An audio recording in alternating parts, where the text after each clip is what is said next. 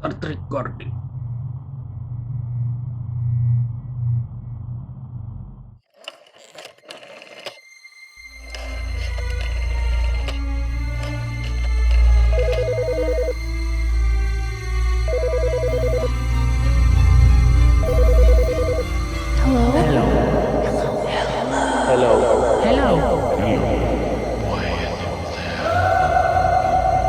Hello?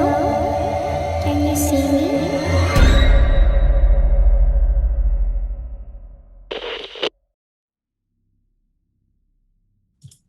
Yes. Assalamualaikum warahmatullahi wabarakatuh. Nggak nyangka udah hari Jumat lagi. Jadi eh, di akhir minggu biasanya juga banyak cerita-cerita yang menarik gitu ya. Dan ditunggu juga karena biasanya setiap Jumat nanti yang dengerin banyak, nabung juga. Mungkin ada juga yang biasa maraton di Sabtu Minggu gitu ya. Jadi ya mudah-mudahan apa yang akan kita tampilkan baik di YouTube maupun di podcast hari ini bisa menghibur teman-teman untuk menikmati malam minggunya. Tanpa panjang lebar, saya juga udah mengundang gitu ya. Ini adalah pencerita senior kita yang sudah banyak sekali ceritanya beredar di Do You See What I See. Dan saya yakin juga Mas yang satu ini juga sering diundang kemana-mana mengisi cerita-cerita horor yang pasti mungkin teman-teman yang nonton Do You See, yang follow juga Do You See, pasti juga nggak familiar, malah familiar sekali dengan tamu kita kali ini, Mas Nocha. Assalamualaikum Mas Nocha. Waalaikumsalam, halo. Apa kabar? Baik-baik, alhamdulillah. Newlywed ya, baru nikah. Iya. Alhamdulillah, Iya, selamat Mas menikahkan Nocha. diri. Iya, terima kasih. Ini posisi di rumah ini, di Surabaya. Di rumah? Iya, di Surabaya. Oke. Nggak nyangka ya, ternyata di Surabaya itu banyak sekali kontributor kita. Nggak tahu, Mas Nocha sering ketemuan juga nggak sama teman-teman yang di Surabaya? Yang pernah sih sama Mas Rio sih. Ya sama Mas Rio. Mas Rio doang udah ke Surabaya. Kemarin ada satu pencerita kita Mbak Ana. Mbak Ana kan juga dari Surabaya tuh. Ana Olive. Ana Olive. Kenal ya? Iya. Pernah ketemu. Sama itu tuh, Mas Rudi. Oh iya, Mas Rudi Yang Horni. nyiptain Gojek. Iya, Horni channel. Iya, banyak juga dari sana. Mbak Sheila juga dari Surabaya itu, yang cerita apartemen ya. Oh iya. Kalau Mbak Ana malah punya channel sendiri dan dia sering hunting ya, eksplorasi. Iya. Kalau Mas Nocha kan memang gimana? Dulu itu katanya, sekarang udah enggak hunting lagi katanya. Oh iya, dia lagi sibuk ngajar SMK sekarang. Betul, SMK Pelayaran. SMK Pelayaran, gokil ya. Perempuan tapi ekstrim. Iya nih. Gimana Mas Nocha belakangan lagi ada cerita nggak?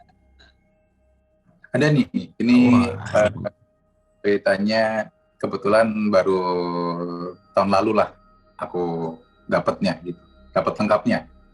Oke, itu ada satu pengalaman ya, boleh diceritain nih Mas Nocha. Aku matiin mic dulu ya sambil nyimak ceritanya Mas Nocha dulu. Oke, siap. Oke, silakan Mas Nocha. Oke, jadi tahun 2021 kemarin itu aku sama bapakku itu sempat ngobrol ya. Waktu itu kan kita belum nikah, jadi aku belum nikah, jadi kita masih satu rumah.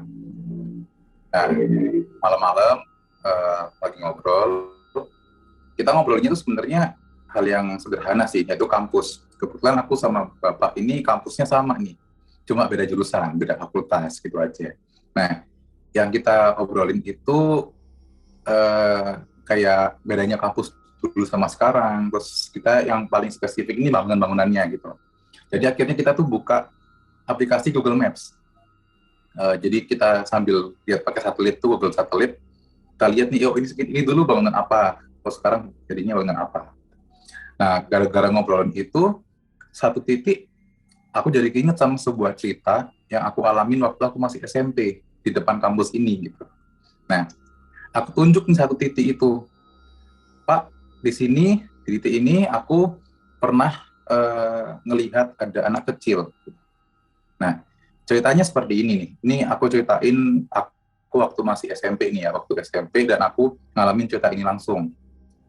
Nah, waktu SMP itu, waktu itu kalau nggak salah tahun 2009 atau 2008 lah. Lalu, aku waktu itu masih SMP, dan kebetulan saat itu bulan Ramadan. Jadi tiap malam kita sholat raweh kan. Cuman hari itu aku sama teman-teman ini, ya biasalah ya, masih anak kecil, agak bandel nih. Kita niatnya mau bolos sholat raweh. Jadi kita sholat isya jamaah di masjid. Waktu mulai ceramah kita kabur keluar masjid gitu. Nah, masjidnya ini dari rumah tuh deket sih, 100 meteran lah jaraknya. Nah, dari masjid ini, masjidnya itu satu kompleks dengan sebuah rumah sakit umum di Surabaya. Yang di depan rumah sakit ini adalah sebuah kampus. Jadi seberangnya itu kampus gitu. Dan kampus ini tuh kampusku dan kampusnya ayah bapakku gitu. Kampus kita berdua. Walaupun kita berdua, walaupun aku waktu itu kan beda fakultas sih, jadi aku nggak pernah kuliah di kampus yang ini gitu. Kalau orang Surabaya asli pasti tahu nih kampusnya mana, karena kampusnya ini spesifik, kampusnya ini bangunannya bekas kolonial Belanda gitu, jadi kelihatan banget itu kampus apa gitu. Nah, waktu itu kita mainnya tuh di depannya rumah sakit nih, depan rumah sakit, udah duduk-duduk nongkrong ngobrol sampai kita bosen akhirnya kita nyebrang ke depan kampus gitu. Kita nyebrangnya ini lewat jembatan penyeberangan, karena kalau langsung nggak ada pagar tengahnya gitu, nggak bisa lewat. Dan setelah di seberang kampus, di seberang rumah sakit di depan kampus, kita duduk di pagernya gitu. Jadi pagernya itu pagar yang besi, tapi ada dudukan kayu, ada dudukan batunya gitu. Bawahnya itu ada bentuk batu kayak U gini, sini pagar besi jeruji gitu. Kita duduk di situ. Nah, kebetulan di situ ada satu spot pagernya itu depannya ada apa namanya itu, kayak tiang listrik, gardu listrik gede gitu. Yang bawahnya ada betonnya untuk nyangga, dan itu kita pakai duduk-duduk juga di situ. Jadi kita bisa ada di depan. Kebetulan kita berempat. Aku sama temanku Zainal sebelahan. Lalu depanku ada temanku Nanda sama Rizal. Nanda sama Rizal di depanku. Nah, kita ngobrol-ngobrol di situ, sambil sesekali ngeliatin bangunan kampus nih, karena aku posisinya ngadep ke arah kampus itu yang gelap. Nah, satu ketika lagi kita ngobrol dan bercanda ini, si Zainal nih ngelihat kalau aku ini diem aja gitu, nggak ikut nimbrung. Dan dia ngelihat kayak muka aku itu menatap satu titik yang Zainal lihat itu, tapi nggak ada apa-apa di situ. Itu cuma lahan parkiran kosong yang lagi nggak ada mobil, nggak ada motornya gitu, kosong aja udah di balik pagar kampus. Nah, ternyata akhirnya habis itu Zainal tuh karena khawatir aku sambet atau gimana, dia nepok tuh punggungku ditepok. Cak, itu kamu ngapain? Kamu lihat apa gitu? Entah kenapa dia tuh langsung terpikir kalau aku tuh lagi ngeliat sesuatu di situ, padahal di situ nggak ada apa-apa gitu. Nah, waktu ditepuk tuh aku sadar kayak kaget gitu, terus aku sempat kagok lah, sempat bingung harus ngomong apa gitu, karena kayak bosan, kaget banget. Terus aku bilang ke dia, aku kayaknya lihat anak kecil deh gitu. Nah, di situ tuh aku waktu itu emang aku waktu melihat titik kosong itu sebenarnya aku nggak lihat apa-apa gitu. Cuma setelah kaget itu, tiba-tiba di pikiranku tuh ada gambar lain, kalau di balik pagar itu tuh ada anak kecil, yang kulitnya tuh pucat, putih pucatnya ini kayak sampai nggak ada darahnya gitu, jadi kayak putihnya itu kayak putihnya tembok gitu, nggak kayak putih kulit manusia. Nah, anak kecil ini nggak pakai baju dan rambutnya tuh jarang-jarang, kayak smegol, dan beneran rambutnya jarang-jarang dan basah, persis banget sama smegol. Cuma mukanya ini waktu itu aku nggak ingat mukanya kayak gimana. Nah, kemudian ya udah, kita saat Zainal dengar itu dan teman-teman kuliah dengar itu, kita semua lari nih, kita pulang. Kita pulang dan saat itu yang aku pikirin itu kita mungkin digangguin sama jin gara-gara kita bolos sholat raweh gitu. Karena kita emang nakal aja, orang-orang ibadah kita malah kabur gitu kan. Dan itu yang aku pikirkan sampai lama gitu. Nah, ternyata setelah aku ceritain ini ke bapak aku ketika tahun lalu itu 2021, bapakku nih bilang, loh, situ tuh bapak juga pernah gitu. Temannya bapak tuh di situ ngeliat ada anak kecil gitu. Nah, sekarang kita ke ceritanya bapak nih ya. Nah, bapak waktu itu masih kuliah di situ kan, masih semester awal lah. Tahunnya kalau nggak salah 1989 atau 90 lah mungkin. Nah, kebetulan waktu pulang kuliah, bapak ini sama temannya dua, disebut aja si Om Benny sama siapa ya, Om Andi lah. Nah, berdua ini mereka jalan di situ di dalam parkiran itu kan, mereka dari dalam kampus gitu kan. Mereka ngelewatin bagian spot yang di situ aku ngeliat anak kecil. Terus tiba-tiba si Andi ini diem aja udah. Situ kayak matung gitu ngeliatin titik yang sama yang aku lihat. Nah, si Benny sama abahku ini manggil gitu kan. Andi, ngapain kamu berhenti gitu. Tapi si Andi ini kayak nggak denger, kayak udah nggak dengar apa-apa, dia diem aja, nggak noleh, nggak apa gitu. Tetap fokus sama titik yang sama gitu. Akhirnya si Benny bilang, udah kita jalan duluan aja, nanti kita panggil lagi dari seberang pagar gitu. Jadi mereka tuh keluar kampus. Nah, keluar kampusnya itu harus muterin pagar itu lagi nanti, karena arah rumahnya bapakku waktu itu kan pasti ngelewatin pagar itu gitu. Jadi kita bakal ke seberangnya si Andi yang di dalam pagar nantinya. Ya, si bapak sama si Benny ini akhirnya sampai di seberang pagar. Di situ si Benny mulai bete nih karena si Andi ini masih nggak bergerak dari situ, masih diem aja di situ. Akhirnya si Benny ini manggil lagi gitu ke Andi, Andi, jadi ikut nggak? Jadi pulang nggak? Nah, di situ akhirnya Benny sadar, si Andi sadar, kaget gitu. Terus dia akhirnya bilang, iya bentar gitu, tungguin. Nah, dia lari ngejar, motor pagar. Udah keluar dari situ, jalanlah bertiga gitu. Nah, ketika jalan, si Benny ini nanya, kamu lihat apaan di situ? Gitu. Nah, jadi ternyata si Benny ini tahu kalau Andi ini anak yang punya kepekaan lebih gitu. Akhirnya si Benny nanya gitu, Andinya bilang, aduh kasihan aku, di situ ada anak kecil. Anak kecilnya gimana gitu, kata si Benny kan. Si Andi jelasinnya itu sama. Anak kecil nggak pakai baju, kulitnya pucat putih, rambutnya jarang-jarang, dan basah tubuhnya kayak habis kena hujan gitu, habis mandi, yang nggak pakai handuk ya.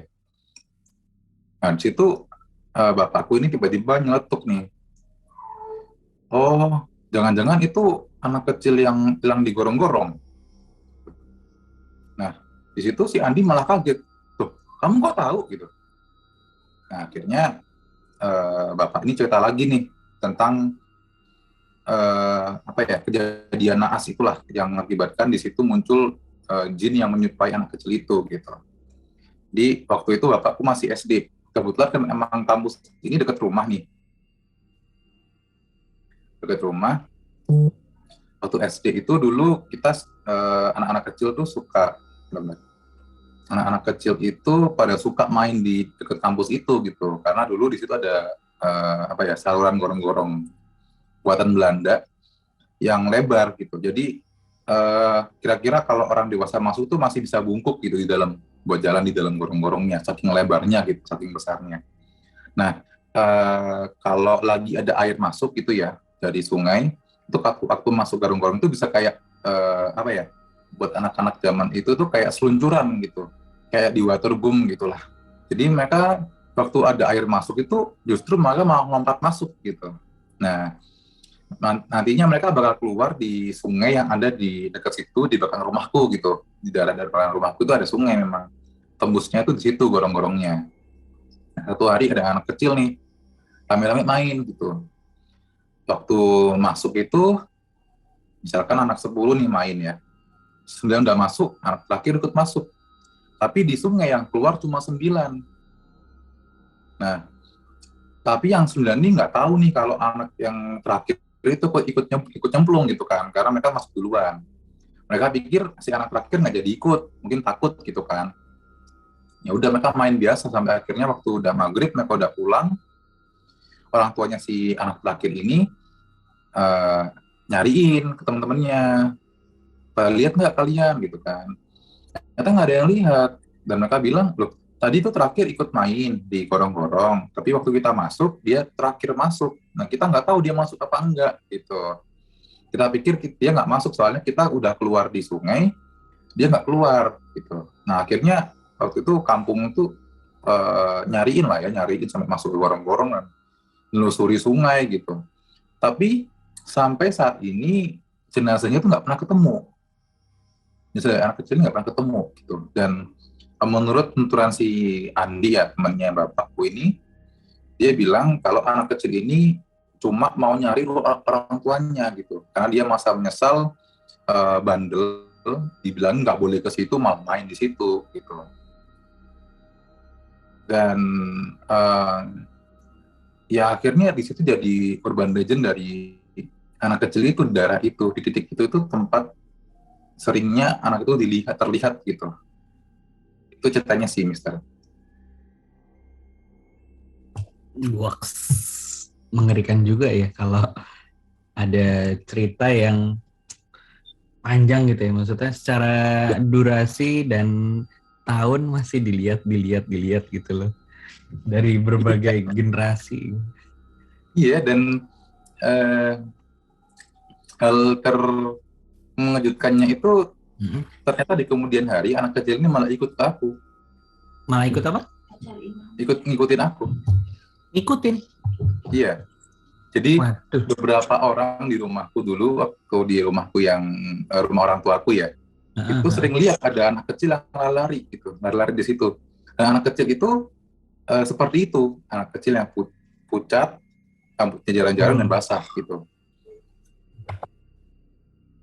Aku tuh jadi penasaran ya, maksudnya kan kalau kayak cerita-cerita seperti ini kan memang ya kalau dari penuturan dari beberapa kan emang dimanfaatkan, kayak kemarin ceritanya Mas Tian juga yang ada kejadian apa namanya anak yang akhirnya kecelakaan terus dimanfaatkan oleh mereka untuk membentuk sosok itu dan akhirnya tuh kan bertahun-tahun juga ya dari gurunya terus ke anak-anak yang bahkan setelah cerita itu tayang dan ngobrol lagi ada adik kelasnya yang komen kan yang sampai sekarang masih ada itu gitu yang jin yang menyerupai itu. Dan aku jadi ingat satu cerita juga dari guruku gitu. Itu kadang-kadang ada satu kejadian yang di SMA aku adalah pokoknya dulu tuh semacam cerita gini juga di sekolahku ada yang ngelihat, jadi panggilannya adalah Siping lah, warna, karena dia memakai identitas warna gitu kan. Sampai mau ini nggak, mau dengerin ceritanya nggak, sampai mau lihat nggak gitu, wah nggak mau. Dan bahkan itu bisa yang seperti Mas Pacal bilang tadi, ngintilin gitu ya. Ngintilin entah tujuannya apa, terus ngapain gitu ya. Apa mereka merasa mungkin Mas Nacal lihat terus diintilin? Enggak, Kak. Kalau di kasusnya anak kecil ini, karena dia pingin ceritanya didengerin orang. Ada, ya pokoknya ini ya, jadi, dia bercerita gitu ya. Benar. Jadi aku kan beberapa kali nih selalu kepikiran buat nyeritain cerita ini. Cuma aku tuh bingung karena alurnya itu kan 3 kali tuh alurnya. Bapakmu, alurku sendiri, dari pertama. Bapak waktu masih kuliah, waktu bapakku masih kecil, waktu masih hidup gitu kan. Jadi kayak aku tuh kalau mau cerita tuh selalu kebingungan di situ gitu. Jadi aku beberapa hari terakhir ini emang apa ya, menyusun alurnya gitu biar bisa cerita dengan mudah gitu. Jadi sampai sekarang pun sering ini apa namanya kadang-kadang melihat si dia itu? Enggak. Kalau akunya sih nggak lihat sih, Mister. Kayak orang lain gitu jadinya. Akunya sih nggak lihat karena emang lain, ya. Hmm, orang lain aja. Karena emang akunya itu nggak apa ya, nggak mau memekakan diri gitu loh, nggak mau Mm-mm. usaha Ngeri ngeri lah, jangan lah. mencari gitu. Kalau bisa Iya, jangan udah lah. biarin Kalau aja. bisa jangan. ada Iya, ada udah. ada satu cerita yang mirip juga yang aku ingat banget, diceritain Mas Ronald penghuni pabrik Hmm, tunggu nih di, pabrik. di salah satu ceritanya. Tapi aku dapat cerita ini sebenarnya waktu aku di Jogja, waktu Mas Ronald nikah kan bulan madu di Jogja tuh. Waktu itu Hmm, aku samperin, oh, terus beliau cerita gitu kalau hmm, ada satu kejadian yang sebenarnya kan kayak ada dari ponakannya lihat gitu ya, terus bilang ke budenya, ibunya Mas Ronald kalau nggak salah, Bude tadi ada yang nyariin, siapa, adalah temannya Bude gitu. Siapa, kok nggak ada yang bilang gitu. Ya adalah gitu. Udah, ciri-cirinya gimana gitu. Ya pokoknya ciri-cirinya itu jalan mundur, tapi di jalannya mundur. Ponakannya anjir. bilang gitu, nggak ada ciri-ciri lain, cuma bilang ciri-cirinya jalannya mundur gitu. Hah, gimana maksudnya jalannya mundur? Iya, dia datang jalannya mundur, pulang jalannya mundur. Terus si si ibu ini langsung teringat cerita-cerita zaman dulu, jadi zaman neneknya gitu. Ah, Maksudnya zaman dulu banget, bahwa hmm, ada penampakan dari sesosok jin itu hmm. yang semuanya normal gitu, kayak kayak manusia normal tapi jalannya mundur. Ada yang mundur. Heeh. Padahal, padahal maksudnya itu kan identitas yang wah udah diceritakan berapa generasi gitu ya. Iya, iya, iya, Ya walau alam lah ya, mau iya, ngapain gitu lah ya. ya. Ya tapi suka suka gitu sih, suka ada satu urban legend tuh memang justru mungkin menurutku jadi mereka senang memanfaatkan momentum itu kali ya. Iya, Ketika wah ini ada di sini, ini ada ini, padahal sebenarnya kita nggak boleh takut juga ya. Tapi iya. mereka malah jadi percaya, wah ini ada ini gitu. Kalau aku sih emang percaya jin-jin itu apa ya, mengambil wujud itu dari apa ya dipercaya orang-orang gitu loh. Kalau orang-orang daerah ini percaya ada sosok seperti ini ya, akhirnya jin-jin itu yang pingin nakutin yang usil malah bikin sosok itu gitu, jadi sosok itu gitu, memanfaatkannya gitu. Iya iya, betul betul juga ya gitu ya. Dan malah dia malah senang, sebenarnya senang juga kalau kengeriannya itu dibagiin ke orang banyak gitu. Jadi kayak dia malah apa ya, makin yakin ya aku bakal pakai wujud ini terus lah gitu. Aku sih percaya seperti itu ya. Tadi itu aku lagi dengerin podcast kebetulan Hmm. di Spotify, eh, karena tadi aku lagi nyari-nyari, pengen nyari bahan buat cerita-cerita horor di internet. Jadi kan ceritanya aku mau ngebahas beberapa Nah, fenomena-fenomena, kejadian-kejadian di internet gitu kan. Terus aku tuh ini Mas, tadi aku buka ada satu urban legend lah ya, mungkin yang paling sering diceritakan tentang Nyi Roro Kidul gitu. hmm. Nyi Roro Kidul kan memang ceritanya sangat apa namanya ya, sangat terkenal lah istilahnya dari Iya, beberapa cerita, sampai memang ada yang dibuat kamar dan segala macam, jadi betul. jadi semacam ya tadi ya, diangkat gitu ya. Iya, Nah ada satu, dipopulerkan. dipopulerkan benar. Ada satu cerita nih yang tadi eh ini nanti kalau teman-teman lagi nonton di YouTube, aku sih share screen nih di sana. Wah, nggak muncul. Sayang sekali. Susah memang, nanti aja deh. Jadi nanti aku sertakan di sini ya, aku embed gambarnya. Jadi ada satu podcast namanya Segara Biru, Nyi Roro Kidul, judulnya itu ya, Nyi Roro Kidul, cerita di balik legenda penguasa Laut Selatan. Ada 2 part dari Potluck Podcast Kolektif. Nah, itu bahkan ada risetnya, Mas. Nah, Hmm. ini kalau dengerin podcast itu, nanti teman-teman juga bisa dengerin podcast itu di Spotify. Jadi, ini justru diangkat sebuah sebuah cerita gitu ya. Penelitian Hmm. yang dibawakan kayak kayak dokumenter lah gitu. Iya, tadi tentang si episode dari sebuah podcast tadi. Jadi si podcast ini dia tuh sampai ada riset yang dibawakan dari LIPI gitu ya. Dan juga peneliti-penelitinya juga ternyata peneliti sejarahnya juga ada beberapa dari orang-orang luar gitu ya, orang luar negeri. Ternyata memang cerita itu ada latar belakang sejarahnya, terus jadi nggak murni ini loh mas, nggak murni mistis gitu loh. Jadi emang ada sejarahnya, terus diungkap kenapa ada Nyi Roro Kidul, siapa itu Nyi Roro Kidul dan sebagainya. Dan akhirnya memang urban legend itu terbentuk gitu. Jadi bukan karena legendanya, karena ada kejadian itu gitu, bukan. Tapi justru ada runtutan ceritanya gitu ya. Dan memang akhirnya karena dipercaya, jadi mungkin ya itu jadi akhirnya urban legend yang banyak diceritakan gitu ya, banyak juga.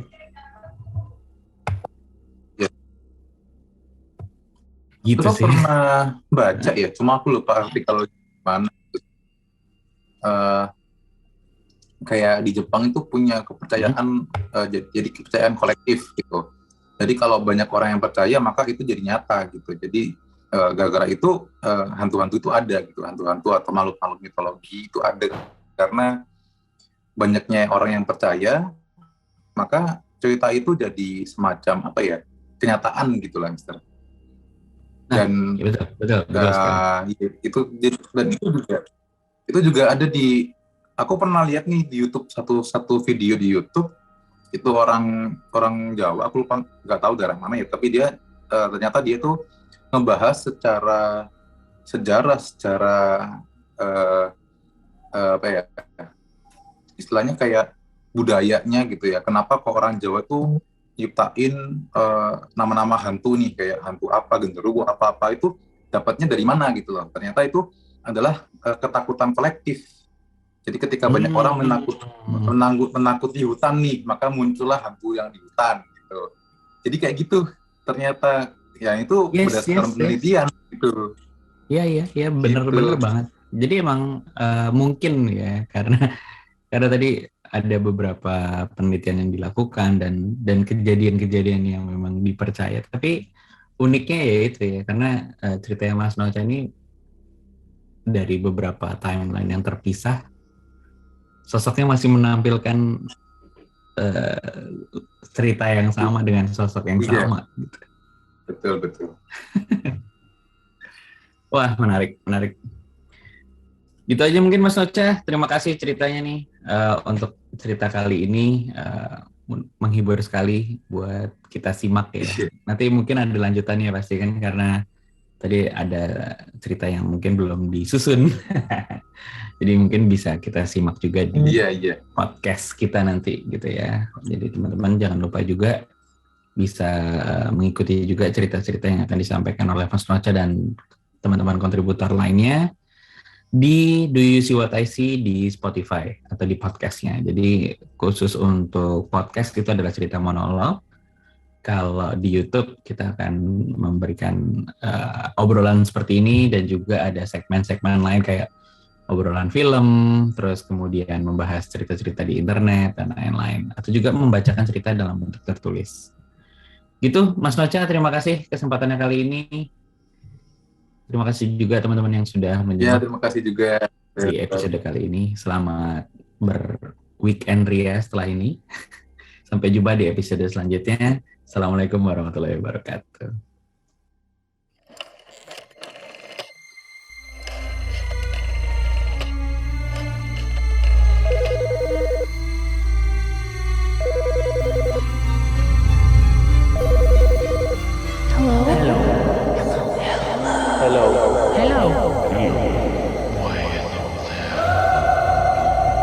Hello? Can you see me?